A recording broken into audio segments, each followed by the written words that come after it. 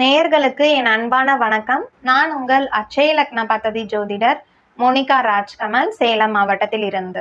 இந்த வீடியோ பதிவில் நம்ம பார்க்க இருக்கிற நட்சத்திரமானது கேட்டை நட்சத்திரம், அதாவது புதன் பகவானுடைய நட்சத்திரம் தான் பார்க்க இருக்கிறோம். ஸோ இந்த நட்சத்திரத்திற்குரிய பரிகார ஸ்தலம் ஆகட்டும், செய்யக்கூடிய தொழில்கள் என்னென்ன, வணங்கக்கூடிய தெய்வம், அடுத்து நீங்க தானமாக செய்யக்கூடிய பொருள், இதெல்லாம் என்னென்ன அப்படிங்கறத தான் இந்த வீடியோ பதிவுல நம்ம பார்க்க போறோம்.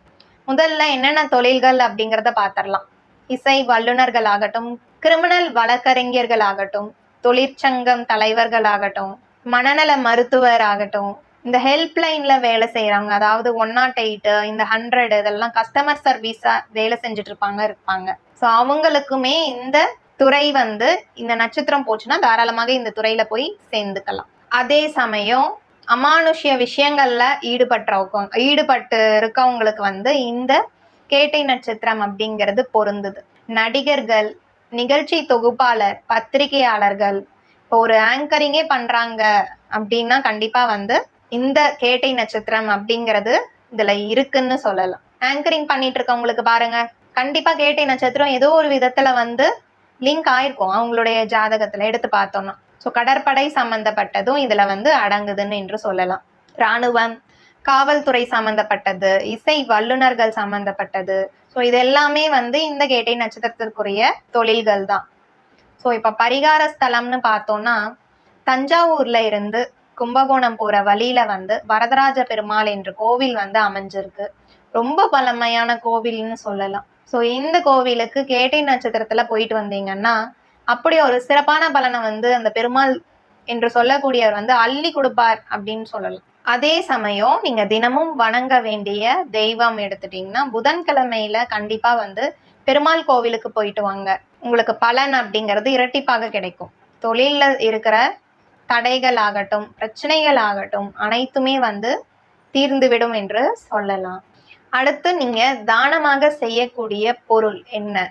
பச்சை பயிரை தாராளமாக தானமாக கொடுக்கலாம். இல்ல கோவிலுக்கு பிரசாதமாக வீட்டிலேயே உங்க கையால சமைச்சு எடுத்துட்டு போய் அங்க இருக்கிற பக்தர்களுக்கு பிரசாதமாக நீங்க அந்த பச்சை பயிரை கொடுக்கலாம். ஸோ இது மாதிரிலாம் செஞ்சு பாருங்க. கண்டிப்பா உங்களுடைய தொழில ஒரு முன்னேற்றமான காலம் அப்படிங்கிறது ஏற்படும்.